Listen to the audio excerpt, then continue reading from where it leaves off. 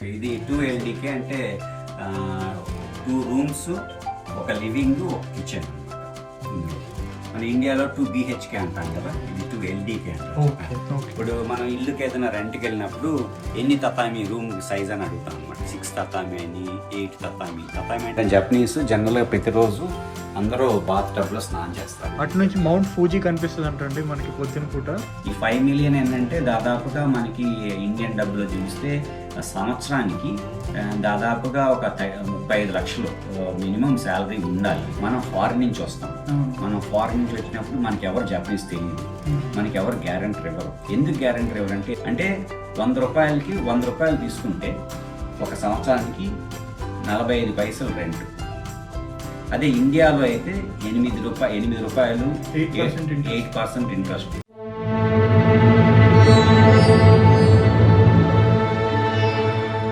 Hello అండి, నేను మీ Japan సాయిని మాట్లాడుతున్నాను. అందరూ బాగున్నారు అనుకుంటున్నాను. నేను కూడా బాగున్నాను. ఇవాళ శౌర్యతో కలిపి లిటిల్ ఇండియాలో మన స్నేహితుల్ని కలిసి ఎలా ఇక్కడ రెంట్లు అది ఎలా ఉన్నాయి ఏంటి కనుక్కున్నాము. తర్వాత ఇంకా వేరే విషయాలు కూడా అన్నీ కనుక్కుందాము అని చెప్పి ఉద్దేశంతో ఇవాళ నా ఫ్రెండ్ దగ్గరికి వెళ్తున్నాం. సో ఇదంతా లిటిల్ ఇండియా అంటున్నాం కదా, నిష్కసాయిలో సేషించో అంటారనమాట. సేషించో అంటే గ్రీన్ క్లీన్ టౌన్ అన్నట్టు అనమాట. సో ఇక్కడ ఏంటంటే దాదాపుగా ఒక 1500 ఫ్యామిలీస్ ఉన్నారు, ఇండియన్స్ ఉన్నారు. అంటే తెలుగు వాళ్ళనే కాదు, మరాఠీస్ ఉన్నారు, తమిళియన్స్ ఉన్నారు, మలయాళీస్ ఉన్నారు, వీళ్ళంతా ఉన్నారనమాట. సో ఇక్కడ ఏంటంటే ఇదంతా హౌసింగ్ కాంప్లెక్స్ లాంటిది. ఇలాంటి బిల్డింగ్స్లో ఒక 36-35 బిల్డింగ్స్ ఉన్నాయన్నమాట. ఈ 36-35 బిల్డింగ్స్లో మనకి ఇండియన్స్ చాలామంది ఉన్నారు. సో ఇప్పుడు మనం మన ఫ్రెండ్ వాళ్ళ ఇంటికి వెళ్తున్నాము. చూద్దాం, ఆయన పిలుద్దాం. Hello, this Sai. Yeah,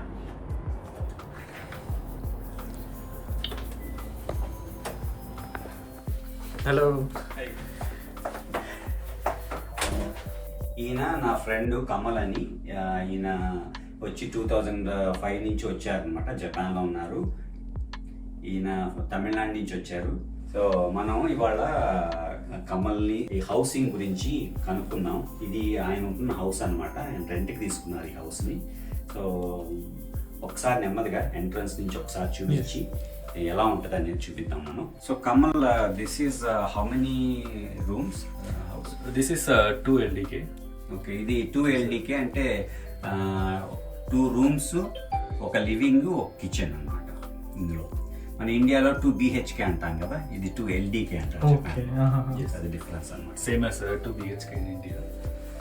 so ఇక్కడ నుంచే మనకి వుడెన్ ఫ్లోర్ స్టార్ట్ అయిపోయిందండి. ఇది కామన్. వుడెన్ ఫ్లోర్ మీదకి మనం చెప్పులు వేసుకొని వెళ్ళకూడదు. సో ఇక్కడ నుంచి మనకి ఇల్లు స్టార్ట్ అయినట్టు.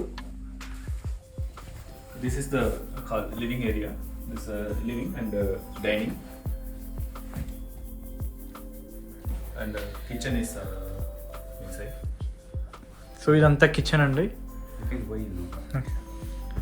సో మనకి ఇదంతా కిచెన్ హోమ్ టూర్ వీడియోలో చూసినట్లే మొత్తం యాజ్ ఇట్ ఈజ్ ఉన్నాయి మనకి ఇదంతా. అండ్ ఇది షింక్, రెఫ్రిజిరేటర్, సామాన్లు పెట్టుకునే ఏరియా. ఇదంతా మనకి బేసిక్ జపనీస్ కిచెన్ ఇదంతా. ఇది హాల్ అనమాట. సో ఇది కొంచెం చిన్న సైజు అపార్ట్మెంట్, 2 BHK కదా. ఓకే. సో ఇది size this is 75 meters square. ఇది including balcony. There are 2 balconies. Okay. ఇది 75 మీటర్ల స్క్వేర్ అంట ఇది సైజు. ఇది 2 బాల్కనీస్ కూడా ఉన్నాయి. ఆ బాల్కనీస్ కూడా కలిపి 75 మీటర్ స్క్వేర్ అనమాట. ఓకే. ఇది హాల్. ఇక్కడ ఒక 2 bedrooms. 2 బెడ్రూమ్స్. సో ఇది 2 బెడ్రూమ్. ఇది ఒక బెడ్రూమ్ అనమాట. ఓకే. సో మీరు ఇది లెంగ్త్ మీకు అర్థం చూడండి, చేపలు ఉన్నాయి మొత్తం జపనీస్ స్టైల్లో. జపాన్లో ఏంటంటే ఒక రూమ్ కనీసం చాపలతో చేస్తారు. దీన్ని తతామి అంటారు అనమాట. ఇది 6 tatami room. ఇది 6 తతామి రూమ్ అనమాట. తతామి అంటే చాప. ఓకే. సో 6 చాపలు పట్టేది. చాప అనేది కూడా జపాన్లో స్టాండర్డ్ అనమాట. ఓకే. ఇప్పుడు మనం ఇల్లుకి ఏదైనా రెంట్కి వెళ్ళినప్పుడు ఎన్ని తతామి రూమ్ సైజ్ అని అడుగుతాం అనమాట. 6 తతామి అని, 8 తతామి. తతామి అంటే చాప. ఓహో, మనకి స్క్వేర్ ఫుట్ అంటారు ఇండియాలో, అలాగా గజం అడుగులు అంటారు. ఒక రూమ్ లో ఎన్ని తతామీలు పడతాయి ఓహో. అంటే పూర్వకాలంలో అన్ని తతామీసే ఉండేది అనమాట. ఇల్లు మొత్తం వుడెన్ ఫ్లోరింగ్ ఉండేది కాదు. ఓకే. సో ఇది ఏంటంటే తొందరగా పాడవదు. ఒకవేళ పాడైనా కానీ 1 year తర్వాత కానీ 2 years తర్వాత కానీ తీసేసి మళ్ళీ కొత్తది వేసుకోవచ్చు. ఓకే. సో మనకి ఇదంతా అంతా కాంక్రీట్. ఇదంతా కాంక్రీట్. మామూలుగా ఇండియాలో అంతా వుడ్ గిడ్ అనుకుంటారు కదా. ఓ, నేను వుడ్డే అనుకున్నా. కాదు, ఇది పైన పేపర్ అన్నమాట. సో ఈ పేపర్ ఏం చేస్తారంటే ఎవరన్నా ఒక 4 years 3 years ఉన్న తర్వాత మారిపోతే ఈ పేపర్ మొత్తం తీసేస్తారు. తీసేసి మళ్ళీ కొత్త పేపర్ వేస్తారు. వెళ్ళిపోయే వాళ్ళు దానికి అయ్యే ఖర్చు అంతా మనం భరించాలన్నమాట. ఓకే. అంటే పిల్లలు ఏదైనా రాసినా కానీ పాడవుతుంది కదా, నెక్స్ట్ వచ్చిన వాళ్ళు మళ్ళీ ఇల్లు కొత్తగా కనబడుతుంది అనమాట. ఓ, మళ్ళీ పెయింట్లు వేసే అవసరం లేకుండా జస్ట్ షీట్ మార్చేస్తారు. షీట్ అంటే ఈ పేపర్ కట్ చేసేసి మళ్ళీ కొత్త పేపర్ వేస్తారు. ఓకే. సో దాని ఛార్జ్ మనకి వేస్తారు ఉన్నవాళ్ళు. సో ఇదండి, ఇది ఒక బెడ్రూమ్ మనకి. సో ఇది మనకి సెకండ్ బెడ్రూమ్ అండి. ఇక్కడ చూసినట్లయితే ఇది అంతా సేమ్. ఇది కూడా ఎన్ని తతామీల రూమ్ ఉంటుంది? ఇది కూడా 5.5 అరౌండ్ 6 ఆల్మోస్ట్ ఆ రూమ్ ఎంత ఉందో అదే సైజ్ అనమాట. ఇటు వస్తే మీకు ఇక్కడ ఏంటంటే ఇక్కడ వాష్ బేసిన్ ఏరియా అనమాట. ఇది ఏంటంటే ఇది బాయిలర్. ఎందుకంటే జపాన్ కోల్డ్ టెంపరేచర్ ఉంటుంది కాబట్టి ఇందులో మనకి బాత్ టబ్ కావాల్సిన వాటర్ చాలా ఫాస్ట్ గా హీట్ అవుతుంది అనమాట. బాయిలర్ ప్రతి ఇంట్లో కూడా ఈ బాయిలర్ ఉంటుంది. ఓకే. తర్వాత మీకు ఇలాగనమాట చూడండి, ఇది వాష్ ఏరియా అంతా. ఇది స్నానం బాత్ టబ్ అనమాట. జపనీస్లో ఏంటంటే జపనీస్ జనరల్గా ప్రతిరోజు అందరూ బాత్ టబ్లో స్నానం చేస్తారు. ఓకే. బాత్ టబ్లో ఒక్కసారి ఏంటంటే ముందు బయట స్నానం చేస్తారు. స్నానం చేసిన తర్వాత ఇది టాయిలెట్ ఏరియా అనమాట. This is a renovated house, so the rent is little bit higher. So they put all the new wallpapers, and they provided additional storage areas in the racks. Yes. Okay. And the kitchen also they made a modular kitchen. So okay, additional storage provide చేశారంటండి. Yes. And in kitchen also they provided very good shelves. Okay. Stove. అది ఇక్కడ they provided. ఇలాంటి అంటే lunch పెట్టుకోవడానికి ఈ racks అనమాట. Racks అన్ని ఇచ్చేసారు. పైన కూడా ర్యాక్స్ వచ్చినాయి. 1 2 3 4 ర్యాక్స్ అనమాట. సో మనం ఇలా ఓపెన్ చేసుకోవచ్చు. సో ఇదంటే ఇది మోడర్న్గా తయారు చేశారు. మామూలుగా ఏంటంటే కొంచెం ఓల్డ్ స్టైల్లో ఉంటాయి అనమాట. సో ఇది రెనోవేట్ చేశారు, కంప్లీట్గా రెనోవేట్ చేశారు. కానీ ఈ బిల్డింగ్స్ ఏంటంటే మీకు దాదాపు 45 years ఓల్డ్ బిల్డింగ్స్. కానీ ఏమాత్రం మీకు 45 years అన్నట్టు కనబడదు. ఎందుకంటే చాలా వెల్ స్ట్రక్చర్. 45 years ఓల్డ్ ఇవి buildings are 45 years old. So ఇదంటే ఇది 45 ఏళ్ళ క్రితం కట్టారు ఈ బిల్డింగ్స్ని. 45 ఏళ్ళ క్రితం ఇదంతా సముద్రం.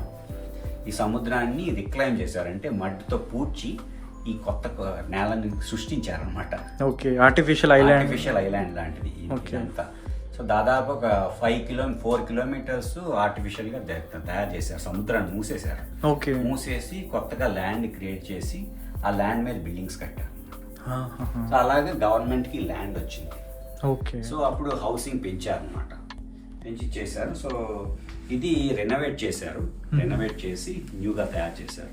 సో ఇక్కడ అండి మనం బాల్కనీ ఇదంతా. సో ఒకసారి బాల్కనీ కూడా చూద్దాం. ఓ, వెరీ బిగ్ బాల్కనీ. సో ఇక్కడ చూసినట్లయితే అండి ఇక్కడ నుంచి బాల్కనీ స్టార్ట్ అయింది. ఇంత పెద్ద బాల్కనీ రావడం చాలా అదృష్టం అనమాట. సో ఇదంతా మనకి బాల్కనీ ఏరియా. అండ్ అది మనకి నైట్ వ్యూ అంతా. అక్కడ రివర్ ఉంది. ఆ రివర్ పేరు ఏంటండి? అరకవా అని. ఓకే, అదంతా రివర్. చాలా పెద్ద రివర్ అనమాట అది. ఆ దూరంగా ఏంటంటే స్కై ట్రీ. మనం టోక్యో టవర్ వీడియోలో చూసారు. స్కై ట్రీ చూపించాను. అది కొంచెం స్కై ట్రీ కనిపిస్తుంది ఇక్కడ నుంచి దూరంగా. ఇదంతా కూడా housing. Night time, day time you can see mount Fuji. అటు నుంచి మౌంట్ ఫూజీ కనిపిస్తుంది అంటండి మనకి పొద్దున పూట. చూడండి, ఇది అంతా నైట్ లైటింగ్స్. నైట్ అనుకుంటున్నారు కానీ ఇప్పుడు 5 కూడా అవ్వలేదు సరిగ్గా చెప్పాలంటే. వింటర్ కాబట్టి మనకి చీకటి అయిపోయింది ఫాస్ట్గా. కానీ ఇదండి ఏరియా, అండ్ ఇది మనకి బాల్కనీ. ఈ బిల్డింగ్లో 14 ఫ్లోర్స్ అలా ఉన్నాయి. సో ఇలా రకరకాల సైజెస్ హైట్ ఉన్న బిల్డింగ్స్ ఉన్నాయి. వీటిలో ఏంటంటే 3 LDK 3 BHK అంటారు, 2 BHK ఉన్నాయి, 1 BHK లేవు ఇక్కడ. సో మోస్ట్లీ ఏంటంటే ఫ్యామిలీస్కి కోసం కట్టిన ప్లేసెస్ అన్నమాట. Okay. So Kamal, this area నిష్కాసాయి, mostly we call it little India. And why most of the Indians are gathered here? And so నేను కమల్ గారిని అడుగుతున్నాను, ఇక్కడ లిటిల్ ఇండియా అంటున్నాం కదా, ఈ ఏరియాలో ఎందుకు చాలామంది ఇండియన్స్ ఇక్కడికి వస్తున్నారు, ఈ ప్లేస్లో స్పెషాలిటీ ఏంటి, ఇక్కడ ఉన్న దానిలో మెరిట్స్ ఏంటి, బెనిఫిట్స్ ఏంటి అని అడుగుతున్నాను. So this place is very convenient for Indians. So Kamal గారు ఏం చెప్పారంటే ఈ ప్లేస్లో ఇండియన్స్ ఎక్కువ మంది రావడానికి అవకాశం ఉన్నది ఏంటంటే, కారణం ఏంటంటే ఇక్కడ చాలా స్కూల్స్ ఉన్నాయి, 4-5 ఇండియన్ స్కూల్స్ ఉన్నాయి. తర్వాత ఈ ఇండియన్ స్కూల్స్లో CBSE సిలబస్ నేర్పుతున్నారు. సో ఏదైనా ప్రాజెక్ట్ పని మీద మీరు ఒక 1 year 2 years వచ్చినా కానీ మళ్ళీ పిల్లలు వెనక్కి వెళ్తే మళ్ళీ అక్కడ మళ్ళీ ఇండియాలో కూడా CBSE సిలబస్ చదవడానికి అవకాశం ఉంటుంది. అంటే ఎడ్యుకేషన్లో ఏ రకమైన బ్రేక్ ఉండదు అని చెప్తున్నారు. తర్వాత ఇంకోటి ఏంటంటే ఇది నిష్కాసాయి నుంచి తోజాయి లైన్ అని ఒక ట్రైన్ వెళ్తుందన్నమాట, సబ్వే. ఈ సబ్వేలో ఏంటంటే టోక్యో, కానీ టోక్యోలో రకరకాల ప్లేసులకి, దాదాపు మెయిన్ ప్లేసెస్కి అంటే టోక్యో స్టేషన్కి 15 to 20 minutesలో మనం రీచ్ అవ్వచ్చు. సో కనెక్టివిటీ చాలా బాగుంది అని చెప్తున్నారు. దానివల్ల చాలామంది స్లోగా స్టడీగా ఇండియన్స్ పాపులేషన్ పెరుగుతూ వస్తూ ఉంది. ఈ 2 కారణాలు ఉన్నాయి. సో బేసిక్గా అండి చాలా మంది జపాన్ రావాలి, మాకు అకామిడేషన్ ఎట్లా ఉంటుంది, రెంట్లు ఎట్లా ఉంటాయి అని చాలా క్వశ్చన్స్ చేశారు. So the building where I am living, this belongs to one community called UR. So Kamal గారు ఇప్పుడు ఏం చెప్తున్నారంటే ఇది UR అనే ఒక గ్రూప్ ఉందన్నమాట. ఇది గవర్నమెంట్, సెమీ గవర్నమెంట్ ఇది అనమాట. అయితే ఈ సెమీ గవర్నమెంట్ UR అంటే అర్బన్ రెనైజాన్స్ అంటారు. గవర్నమెంట్ ఇక్కడ హౌసింగ్, మామూలు పీపుల్కి అందరికీ హౌసింగ్ అందజేయటం కోసం కట్టిన బిల్డింగ్స్. ఈ బిల్డింగ్స్ ఏమో దాదాపు 45 ఏళ్ళ క్రితం కట్టారు, కానీ చాలా దృఢంగా మంచి కట్టారు. అయితే దీనిలో అప్లికేషన్ మీకు కావాలంటే ఏంటంటే ముందు అప్లై చేయాలి. ఇక్కడ చాలామంది ఇండియన్స్ ఉంటున్నారు కాబట్టి వేకెంట్ హౌస్ దొరకడం కొంచెం కష్టమైన విషయం. అయితే ఇక్కడ మినిమం శాలరీ అనేది ఉంటుంది అనమాట. ఈ శాలరీ ఏంటంటే 5 million ఆ రేంజ్లో ఉంది. ఈ 5 million ఏంటంటే దాదాపుగా మనకి ఇండియన్ డబ్బులో చూస్తే సంవత్సరానికి దాదాపుగా ఒక 35 లక్షలు మినిమం శాలరీ ఉండాలన్నమాట. దాదాపుగా ఇక్కడ ఉన్న ఏరియాలో ఉన్న ఇండియన్స్ మొత్తం కూడా ఈ 35 lakhs అనేది ఈజీగా క్లియర్ చేస్తారు. అది 35 lakhsకి బతకడం కూడా కష్టం అనమాట. అంతకన్నా ఎక్కువ ఉంటేనే ఇక్కడ పాసిబిలిటీ ఉంటుంది. సో ఇక్కడ ఉన్న వాళ్ళంతా ఏంటంటే లాంగ్ టర్మర్స్, ఎక్కువ కాలం ఉన్న వాళ్ళు ఉంటారనమాట. ఇక్కడికి వచ్చి కొంచెం స్టేబుల్గా ఉన్న పీపుల్ అంతా వచ్చి ఉంటారు, ఫ్యామిలీస్. అయితే ఇక్కడ మీకు హౌసింగ్కి అప్లై చేయాలి.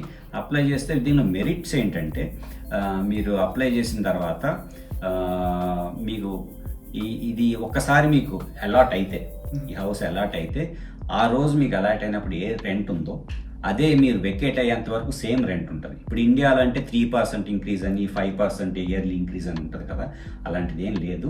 ఇది ఒకసారి లాక్ అయిన ప్రైస్ ఏదైతే ఉంటుందో అదే ప్రైస్ కంటిన్యూ. మీరు 20 ఏళ్ళు ఉన్నా 30 ఏళ్ళు ఉన్నా అదే ఉంటుంది, సేమ్ రెంట్. ఇన్ఫ్లేషన్ ఉన్నా కూడా ఇన్ఫ్లేషన్ జపాన్లో లేదు. ఇన్ఫ్లేషన్ తీసుకురావాలని జపాన్ ట్రై చేస్తుంది, బట్ అదే రేట్ ఉంటుంది అన్నమాట, మారదు. ఎందుకంటే నాకు తెలిసిన వాళ్ళు 40 ఏళ్ళ నుంచి ఉన్న జపనీస్ ఫ్యామిలీ ఉన్నారు. వాళ్ళు తను కమల్ కట్టే రెంట్లో హాఫ్ ద రెంట్ కడుతున్నారు. సో వాళ్ళు వెకేటే చేయట్లా, వాళ్ళు సగం అప్పట్లో 40 ఏళ్ళ క్రితం కట్టారు. 40 ఏళ్ళ క్రితం ఫస్ట్ జాయిన్ అయినప్పుడు ఎంత కట్టారు అది ఇప్పుడు దానికి డబల్ అయింది, కానీ వాళ్ళు కట్టే సగమే ఉందన్నమాట, పెంచలేదు గవర్నమెంట్. సో అలాగా జనరేషన్స్ ఉన్నారనమాట, అంటే ఒకళ్ళ పేరు మీద ఉండాలి. సో అలాగా అదొక మెరిట్ ఉంది. తర్వాత ఒకటి ఏంటంటే ప్రైస్ ఫిక్స్ అవుతుంది, అదే రెంట్ ఫర్ ఎవర్. తర్వాత ఇంకోటి ఏంటంటే మనకి బ్రోకర్ ఫీ అనేది లేదు. మామూలుగా ప్రైవేట్ హౌసింగ్ జపాన్లో there is a brokerage fee, 1 month advance, 1 month fee, 1 month rent ఉంటుంది కదా, అది బ్రోకరేజ్ ఫీలా కట్టాల్సి వస్తుంది. సో దట్ ఈస్ అది లేదనమాట ఇక్కడ. తర్వాత మామూలుగా జపాన్లో అగ్రిమెంట్స్ 2 years ఉంటాయి. ఆ 2 years ఉన్న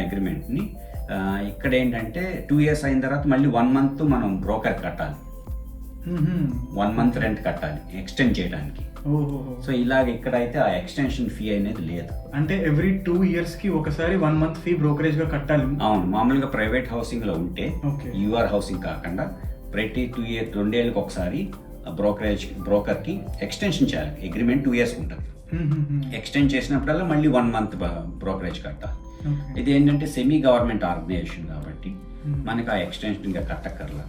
తర్వాత ఇంకోటి ఏంటంటే రూమ్స్ పెద్దగా ఉంటాయి రిలేటివ్గా, వేరే జాపనీస్ హౌస్తో కంపేర్ చేస్తే రూమ్స్ కొంచెం పెద్దగా ఉంటాయి, bigger rooms. So that is one benefit. Apply చేసిన తర్వాత మనం ఆఫీస్కి అప్రోచ్ అయితే అన్ని డాక్యుమెంట్స్ ఫిలప్ చేసి మన రెసిడెంట్ కార్డ్ అని ఉంటుంది అనమాట. ఆ రెసిడెంట్ కార్డు, మన శాలరీ సర్టిఫికెట్ ఇవి సబ్మిట్ చేస్తే అప్పుడు మన వెయిటింగ్ లిస్ట్ ఏం లేకపోతే ఓకే. జనరల్గా వెయిటింగ్ లిస్ట్ ఉంటుంది అనమాట. ఇక్కడ చాలా మంది ఇండియన్స్ రావాలనుకుంటున్నారు. ఇంకోటి ఏంటంటే 2 BHKలో ఉన్నవాళ్ళు, 2 LDKలో ఉన్నవాళ్ళు 3 LDలోకి మారాలనుకుంటున్నారు అనమాట. సో దానివల్ల ఉంటుంది. సో నాకు వచ్చిన డౌట్ ఏంటంటే ఈ రెంట్ ఏది ఇంక్రీజ్ అవ్వదని చెప్పారు కదా, అది ఓన్లీ సెమీ గవర్నమెంట్ వాటిలోనే లేదా అన్నిటిలోనూ ఇంక్రీజ్ అవ్వదా? అది only semi government UR buildings. UR అంటే urban renaissance. Okay. Urban renaissance అంటే ల్యాండ్ బిలాంగ్స్ టు గవర్నమెంట్. అది ఆ ల్యాండ్ ఈ యూఆర్కి ఇచ్చి కన్స్ట్రక్ట్ చేయించారు అనమాట. అంటే ఏమవుతుందంటే విలేజెస్ నుంచి మైగ్రేట్ వచ్చిన జాపనీస్ వాళ్ళు ఉంటారు కదా, వాళ్ళకి సొంత ఇల్లు ఉండవు, దొరకదు. దానివల్ల అనమాట. మామూలుగా జపాన్లో ఇల్లు తీసుకోవాలంటే నీకు గ్యారంటర్ కావాలి. మనం ఫారిన్ నుంచి వస్తాం. మనం ఫారిన్ నుంచి వచ్చినప్పుడు మనకి ఎవరు జాపనీస్ తెలియదు, మనకి ఎవరు గ్యారంటర్ ఇవ్వరు. ఎందుకు గ్యారంటర్ ఇవ్వరు అంటే ఏదైనా ఫైర్ యాక్సిడెంట్ అయితే ఇల్లుకైన ఖర్చు మొత్తం భరించాలి, కొన్ని కోట్లు కట్టాల్సి వస్తుంది. సో ఏదైనా డ్యామేజ్ చేసినా వెరీ ఎక్స్పెన్సివ్ అన్నమాట జపాన్లో. అందుకని ఎవరు గ్యారంటర్ ఉండరు. కానీ ఈ యూఆర్లో ఉంటే గ్యారంటర్ అక్కర్లా. గ్యారంటర్ లేకుండా మినిమం శాలరీ, ఒక పర్టికులర్ అమౌంట్ ఆఫ్ శాలరీ ఉంటే అప్లై చేస్తే మనకి వీసా ఉంటే యూ కెన్ కమ్ అనమాట. ఓకే. అయితే ఇంకోటి ఏంటంటే మనం 3 months కట్టాలి. 1 month మనం advance rent, 1 month advance rent, 2 నెలలేమో మనం fixed deposit, 2 month refundable deposit మళ్ళీ వెనక్కి వస్తుంది. అప్పుడు మీరు సపోజ్ ఈ వాల్ ఏదైనా పాడు చేశారు, పిల్లలు ఏదైనా రాశారు, ఫ్లోర్ పాడు చేశారు, దానికి అయ్యే ఖర్చు లాస్ట్ వికెట్ చేసేటప్పుడు ఒక పర్సన్ వస్తాడు, అన్నీ చెక్ చేస్తాడు, వాళ్ళు అన్నీ చూస్తాడు, చూసి వాళ్ళకి ఇంత డ్యామేజ్, ఎంత డబ్బులు అన్నీ చెప్తారు అనమాట. చెప్పి మీకు ఓకేనా అని అడుగుతారు. మనం ఓకే అంటే అప్పుడు మనం అంత మిగతా కట్ చేసి మన డిపాజిట్ మిగతా డబ్బులు మనకి ఇస్తారు. ఓకే కాదంటే మళ్ళీ they will recheck together again. మళ్ళీ చెక్ చేసి అంత ముందు ఉన్నది ఇప్పుడు ఉన్నది తేడా ఏంటి అని చూపిస్తారు. దాని డ్యామేజ్ కావటం లేదా మనం చేయించి ఇవ్వటం కానీ ఏదో ఒకటి అవుతుంది. దానివల్ల మనకి ఎక్కువ ఖర్చు అవుతుంది. ఓకే అంటాం బెస్ట్. సో చాలా మంది మనకి వచ్చే వాళ్ళు జాబ్ చేయడానికి వస్తారు లేదా చదువుకోవడానికి వస్తారు. సో మెయిన్లీ వాళ్ళకి అయ్యే ఖర్చులు ఇంటి రెంట్ ఒకటి మెయిన్ ఖర్చు. సో మనం రెంట్లు ఎట్లా ఉంటాయో తెలుసుకుందాం. So basically, what are the rents like for 1 BHK, 2 BHK and 3 BHK? Yeah, here in my house, the rent is in Indian rupees, it's around 1 lakh. So 3 BHK అయితే దానికి 1,20,000 rupees. అదే 1 BHK అయితే 80,000 rupees. ఇది 2 BHK కాబట్టి 1 lakh rupees per మంత్కి. Per month. Plus utilities different, gas, water, electricity, internet, all that are separate అన్నమాట. అది మనంతా మనం కట్టాలి. బిల్స్ కాకుండా ఉట్టి ప్లెయిన్ రెంట్ ఇది. యూటిలిటీస్ కాకుండా మళ్ళీ car parking separate. Car parking కి 22,000. 30,000 ఇంక్రీస్డ్. ఓ, కార్ పార్కింగ్ కి 30,000 అంట. అంటే ఏంటంటే 21,000 నెలకి 21,000. అది కూడా ఇల్లులాగే 3 months డిపాజిట్ కట్టాలి. కార్ పార్కింగ్ కూడా సేమ్ అన్నమాట. సో మళ్ళీ ఆ డిపాజిట్ మళ్ళీ వెనక్కి వస్తుంది. అంటే ఇక్కడికి వచ్చిన ఇండియన్స్ అంటే ఈ ఏరియాలో ఉన్న వాళ్ళు దాదాపు 5 to 10 years 20 years ఉన్న వాళ్ళు ఎక్కువ మంది ఉన్నారు ఈ ఏరియాలో. కొంచెం బెటర్ ఇన్కమ్ ఉన్న వాళ్ళు అనమాట. సో ఇక్కడ ఇండియన్స్ కూడా చాలా మంది బాగా కార్లు కొంటున్నారు. సో పార్కింగ్ దొరకట్లేదు అనమాట. సో పార్కింగ్ అంతకుముందు కొంచెం తక్కువ ఉండేది, ఇప్పుడు 30,000 చేశారు. 30,000 అంటే దాదాపుగా 20,000 రూపాయలు, 20,000 నుంచి 21,000 రూపాయలు కార్ పార్కింగ్ రెంట్ పర్ మంత్కి. సో ఇది ఇంటి రెంట్స్. ఇంకొక నాకు ఇష్టమైన క్వశ్చన్ ఏంటంటే, ఒకవేళ ఇల్లు కొనాలంటే, జపాన్లో ఇల్లు కొనాలంటే ఆ రేంజెస్ ఏంటి, ఎక్కడి నుంచి ఏ రేంజ్ వరకు ఉంటాయి ప్రైసెస్ మనకి? ఓకే, నేను 25 years ముందు వచ్చినప్పుడు ఇండియన్స్ ఎవరు కొనేవాళ్ళు కాదు. కాకపోతే ఏంటంటే ఇప్పుడు జపాన్లో విపరీతంగా కొంటున్నారు అనమాట ఇండియన్స్. చాలా మంది ఇక్కడ అలవాటు అయిపోయి వెనక్కి వెళ్ళడానికి ఇష్టపడట్లేదు ఇండియాకి. సో వాళ్ళు చాలా మంది కొంటున్నారు. ఈ ఫస్ట్ ఏంటంటే ఈ నిష్కసాయి ఈ ఏరియాలో ఉన్నవాళ్ళు దాదాపు ఒక 50 నుంచి 60 పీపుల్ ఫ్యామిలీస్ కొత్తగా ఈ చుట్టుపక్కలంతా ఇల్లు కొన్నారు. 50 నుంచి 60 ఫ్యామిలీస్ ఇల్లులు కొన్నారు. వాళ్ళంతా ఏంటంటే ఇండివిజువల్ హౌసెస్ చాలా మంది కొంటున్నారు. ఇండివిజువల్ హౌసెస్ కొనాలంటే దాదాపు 75 మీటర్ స్క్వేర్ నుంచి 80 మీటర్ స్క్వేర్ రేంజ్లో ఉంటాయి అన్నమాట ల్యాండ్ సైజ్. దానిలో 100 నుంచి 120 వరకు కడతారు, 2 floors కానీ 3 floors కానీ మీటర్స్. అయితే దీని కాస్ట్ అయితే మనకి దాదాపుగా 3.5 కోట్లు అవుతుంది రూపీస్లో 3.5 crores. దానిలో మనకి 1 crore ఏమో మనకి కన్స్ట్రక్షన్కి అవుతుంది, మిగతాదంతా ల్యాండ్ కాస్ట్ అన్నమాట. 3.5 crores అయితే మీకు 1 crore కన్స్ట్రక్షన్ కాస్ట్, మిగతాదంతా ల్యాండ్ కాస్ట్ అవుతుంది. కాబట్టి చాలామంది విపరీతంగా కొంటున్నారు. కానీ కొనడానికి మెయిన్ రీజన్ ఏంటంటే ఇంట్రెస్ట్ రేట్. జపాన్లో 0.45%, అంటే 100 రూపాయలకి 100 రూపాయలు తీసుకుంటే ఒక సంవత్సరానికి 45 పైసలు రెంట్. అదే ఇండియాలో అయితే 8 రూపాయలు 8% ఇంట్రెస్ట్. ఇక్కడ 1 yearకి మనకి 45 పైసలు 50 పైసలు పర్ ఇయర్కి 100 రూపాయలకి అలా లెక్క అనమాట. చాలా తక్కువ ఇంట్రెస్ట్. అవును, దానివల్ల ఏమవుతుందంటే మనకి ఇల్లు కొనుక్కుంటే ఏంటంటే రెంట్ కట్టేదానికన్నా మన ఇల్లు కొని ఈఎంఐ కట్టిన తక్కువ వస్తుంది. తర్వాత ఇంకో బెనిఫిట్ ఏంటంటే మనకి బ్యాంకులు 100% లోన్ ఇస్తాయి. మనం 5 పైసలు మనకి ఓన్లీ పర్మనెంట్ రెసిడెంట్ అవ్వాలి జపాన్లో. పిఆర్ అంటారు, పర్మనెంట్ రెసిడెంట్ అయితే అంటే ఇదివరకైతే 10 years ఉంటే ఇచ్చేవాళ్ళు పిఆర్. కానీ ఇప్పుడు పాయింట్ సిస్టమ్ పెట్టారు, ఇంకా తొందరగా కూడా ఇస్తున్నారు. కొంతమంది 2 years 1 yearలో కూడా వస్తుంది. ఇన్కమ్, ఎడ్యుకేషను, ఎక్స్పీరియన్స్, ఏజ్ ఇవన్నీ ఉన్నాయి ఫ్యాక్టర్స్. ఈ ఫ్యాక్టర్స్ అన్ని తీసుకుంటే మీకు పిఆర్ ఇచ్చేస్తారు. జపాన్లో ఫాస్ట్గా ఇస్తున్నారు, ఎందుకంటే స్కిల్డ్ లేబర్, మంచి highly skilled people, high income generate చేసి హై ట్యాక్స్ పే చేసి మనలాంటి ఇండియన్స్ కావాలి జపాన్కి. ఎందుకంటే రియల్లీ ఇక్కడికి వచ్చే వాళ్ళంతా వెల్ ఎడ్యుకేటెడ్ పీపుల్ వస్తున్నారు ఇండియన్స్. సో అందుకని అదే అయితే వీళ్ళందరూ ఇల్లు కొంటున్నారు చాలామంది. కొని 100% బ్యాంక్ లోన్ ఇస్తుంది. ఈవెన్ వ్యాక్యూమ్ క్లీనర్ కొన్నా, ఏసీ మిషన్ కొన్నా అన్నిటికీ మనకి బ్యాంక్ లోన్ 100% ఇచ్చేస్తుంది డబ్బులు. సో మనం ప్రతి నెల కట్టే అద్దె బదులు మనం సొంతంగా బ్యాంక్కి కట్టేయచ్చు. సో ఆ 3.5 crores 4 crores అలా మన ఇండియన్స్ కొనటం మొదలవటం వలన ఈ ఏరియాలో రేట్లు పెరిగిపోయినాయి. లాస్ట్ 1.5 year నుంచి 10 to 15% ప్రైసెస్ పెరిగినాయి. ఈ ఏరియాలో దొరకట్లేదు ఇప్పుడు, ఎందుకంటే ఇండియన్ స్కూల్స్ వచ్చినాయి, అంత ఫెసిలిటీస్ వచ్చినాయి. 1700 ఫ్యామిలీస్ ఉన్నారు ఇక్కడ చుట్టుపక్కల. సో దానివల్ల కంఫర్ట్ లెవెల్ బాగా పెరిగింది అనమాట. మన కమ్యూనిటీ స్ట్రాంగ్ అవుతుంది. అందుకని నెమ్మదిగా హౌసెస్లోంచి బయటకు వెళ్ళి they are buying the houses. కాకపోతే ఈ బిల్డింగ్లో కొనడానికి లేదు, ఇది ఓన్లీ ఫర్ రెంటల్ అనమాట. కొన్ని 30-36 బిల్డింగ్లు ఉన్నాయి ఇందులో. అందులో కొన్ని బిల్డింగ్స్ మాత్రం సేల్కి ఉంటారు అనమాట, అమ్ముతారు. మిగతా అన్నింటిలో అయితే అమ్మరు అనమాట. అయితే ఇండివిజువల్ హౌస్ కొనడానికి కారణం ఏంటంటే ఇండివిజువల్ హౌస్లో కార్ పార్కింగ్ కూడా ఇంక్లూడ్ అయి ఉంటుంది. ఇప్పుడు కార్ పార్కింగ్ మన ఇంట్లోనే ఉంటే మనం మళ్ళీ ఎక్స్ట్రా కార్ పార్కింగ్ కట్టక్కర్లా. కానీ ఇక్కడ మీరు కొనుక్కుంటే కార్ పార్కింగ్కి 30,000 ఎన్లు కానీ 20,000 ఎన్లు అంటే 15,000 20,000 రూపాయలు నెల కట్టాలి. సొంత ఇంట్లో ఆల్రెడీ ఇంకొక కార్ పార్కింగ్ ఉంటుంది కదా, అది సేవింగ్ అవుతుంది ఆ బెనిఫిట్. ఫస్ట్ ఏంటంటే మనం ఈ కమల్కి మనం థ్యాంక్స్ చెప్పాలి. ఎందుకంటే జపాన్లో జనరల్గా ఎవరు ఇల్లు చూపించడానికి ఇష్టపడరు. మేము సడన్గా ఫోన్ చేసి కమల్ నేను వస్తున్నాను ఒకసారి మీ ఇల్లు చూపిస్తామంటే నో ప్రాబ్లం రండి అని అన్నాడు. వెరీ ఫ్రెండ్లీ పర్సన్ అనమాట. ఈయన 2005 నుంచి ఇంట్లో జపాన్లో ఉన్నారు. సో జపాన్లో చాలా విషయాలు తెలిసి ఈయనకి కూడా. సో అందువలన మనం పర్టికులర్గా ఈయనకి కమల్కి థ్యాంక్స్ చెప్పాలి. తర్వాత ఓపెన్గా అన్ని విషయాలు చెప్పారు. మన రెంట్ ఎంత అని కానీ ప్రొసీజర్స్ అవన్నీ చెప్పారు, మన ఎడ్యుకేట్ చేశారు, మనం చూసే వాళ్ళని కూడా బాగా ఎడ్యుకేట్ చేశారు. So we need to be really thank you Kamal. Thank you. నాకు కూడా చాలా తెలియని విషయాలు తెలిసాయి, చాలా ఇంపార్టెంట్ పాయింట్స్ తెలిసాయి. సో అదండి మొత్తం మనకి జపాన్లో ఇల్లుల గురించి మొత్తం కంప్లీట్ డీటెయిల్స్.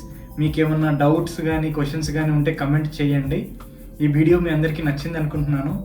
మళ్ళీ మనం వచ్చే వీడియోలో కలుద్దాం.